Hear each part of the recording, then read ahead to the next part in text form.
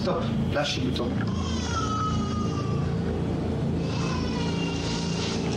Je lui ai dit, si tu retouches à un seul cheveu de mon frère Simon, je te tue pendant que tu dors.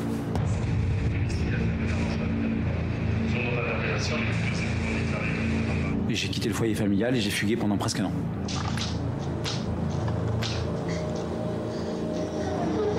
Ma mère, qui s'était interposée en pleurant autour de nous, comprenait sans vraiment encore accepter. Elle était tellement dans le déni. C'était super dur et en même temps, je pense que ça doit être super dur de se dire j'ai épousé un homme qui frappe ses propres enfants. Comment c'est possible? C'était des années... C'était des années noires, quoi, tu vois. On était dans le dur. Puis mon frère, il enchaînait conneries sur conneries. Il était tout le temps au tribunal, tout le temps en garde à vue. Il avait des moments où il était inaccessible. Donc Loury, il était capable de m'amener des carambars, de partager une canette avec moi. De la coopérative, on partageait un goûter. Et la minute après, il partait avec les gars du quartier et je le revoyais pas pendant 4 heures. Et il était injoignable. Et puis au bout d'un moment, je me suis rendu compte que quand il partait, c'est parce qu'il y avait des choses qui se passaient. Des choses qui se passaient qui n'étaient pas légales, en fait, qui n'étaient pas légales. Et au bout d'un moment, quand je posais des questions, j'avais pas de réponse. Au bout d'un moment, il y avait la police qui venait au collège. Et puis parfois, il venait pas des grandes semaines en cours. Des grandes semaines, des grands 10 jours. Et en fait, je me suis fait arrêter. Je me suis fait arrêter une énième fois. Et j'ai terminé au Comico. Et au Comico, je me rappelle cette époque, c'était à l'époque où on pouvait bastonner un petit peu les mecs que t'avais en garde à vue et tout, qui prenaient des branlées au bottin avec le commissaire et tout, qui voulaient pas laisser de traces. On se faisait éclater les tibias à coups de latte.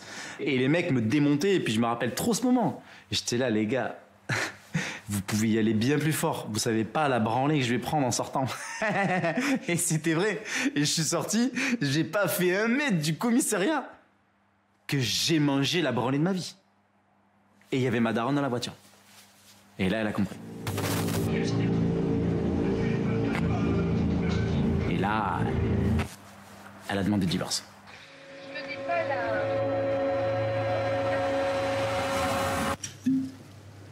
Frère, c'est pas du chili, bordel. Je goûte. Tu respectes R, la vie de ma mère. C'est notre histoire ou c'est ton histoire qu'il faut raconter? Mais c'est la nôtre. C'est notre union, en fait. Tu racontes l'histoire que tu veux, toi. Toi, t'as ton histoire, moi j'ai mon histoire, et finalement, ça fait notre histoire. Quand même un fil conducteur. Hein.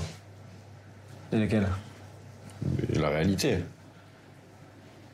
Bah, elle est différente pour tout le monde, hein, la réalité. Hein. Certainement. Chacun sa réalité, hein, mec. Hein. Qu'est-ce qui est dérangeant, finalement? Pour moi? Oui. Ou pour les autres? Pour toi? Pour moi, que peut-être que tu t'es refaçonné une réalité parce que tu as eu des chocs traumatiques très violents dans ta vie et que du coup, tu t'es réécrit une histoire à ta sauce, une sauce qui t'a arrangé certainement, je pense. Mais, ça te dérange?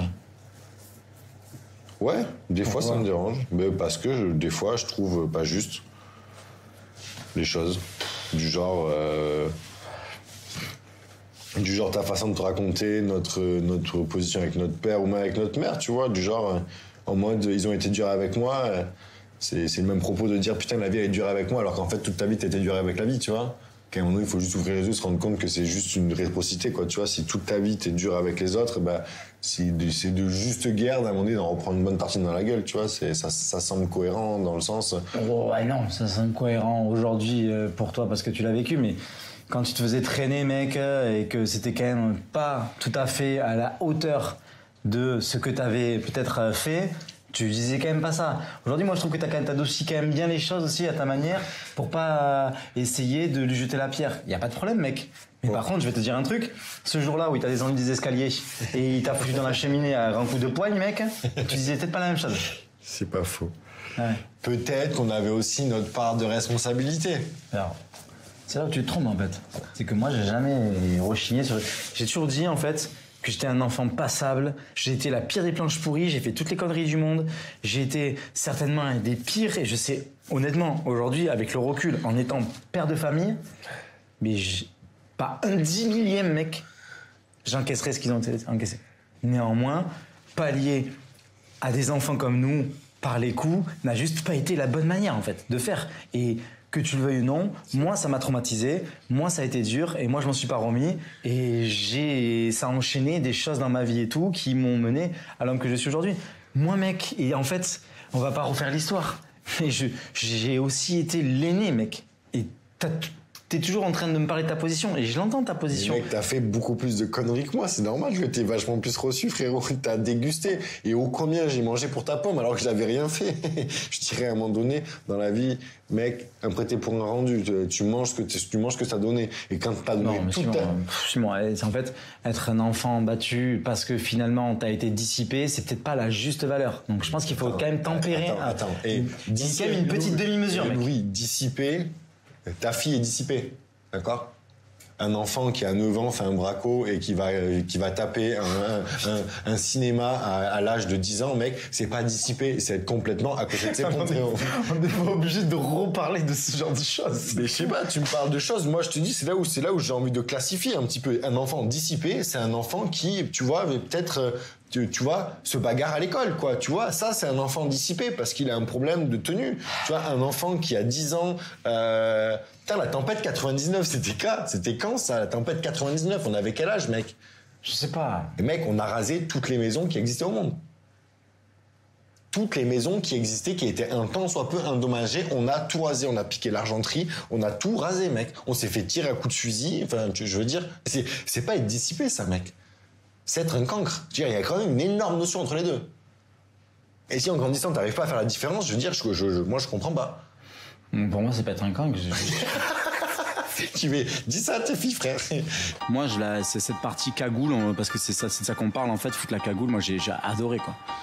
Moi, je me rappelle nos premiers bracos avec mon frangin. Quand on était jeunes, on avait 15 ans, on piquait la caisse du cinéma.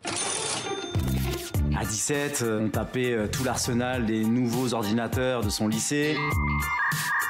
Très rapidement, on en est arrivé aux stupéfiants. Et après, c'était le deal. Après, c'était la violence, le racket, jusqu'au braco, quoi. On avait acheté des Beretta de self-défense. Ça ressemble, c'est vraiment un gun, sauf que tu peux mettre des balles à blanc dedans. Et devant, tu peux mettre comme une espèce de silencieux. Puis un jour, il y avait ce gars-là qui faisait le malin et tout. Puis c'est parti d'une histoire à la con, quoi. Puis moi, j'ai voulu juste lui donner une bonne leçon. Et je crois qu'il allait braquer ce mec avec ça. Ça a fini en séquestration avec armes en bande organisée. Il s'avère qu'effectivement, c'était le fils du président du tribunal de grande instance de Bordeaux. Et là, ils te sortent la scientifique, ils te sortent 8 voitures de la BAC et tout. Et puis finalement, moi, je passe à travers tout. Puis je fais, je sais pas, 8 mois, 1 an de cavale, un truc de ouf. On avait les flics qui dorment en bas de la maison, c'était chaud. Chez moi, c'est perquis sur perquis, ma mère, elle en peut plus. Tous les jours, c'est les écoutes téléphoniques, ça perquit de temps en temps, bam, bam, bam. Ça met la pression, en fait. C'était encore l'époque des cabines téléphoniques, donc on allait appeler des cabines téléphoniques parce qu'on savait qu'on était sur écoute, bim, bam, boum, c'était Dallas. Et je me suis fait arrêter rue Sainte-Catherine, à Bordeaux, avec mon père, en train d'acheter un jogging et des chaussettes.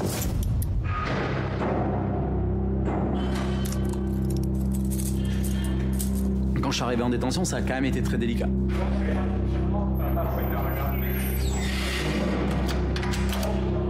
Pendant 15 jours, j'ai pas pu sortir.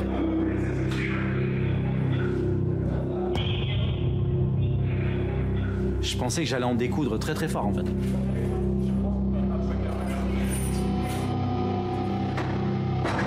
je me suis scotché des lames de rasoir sur tous les doigts.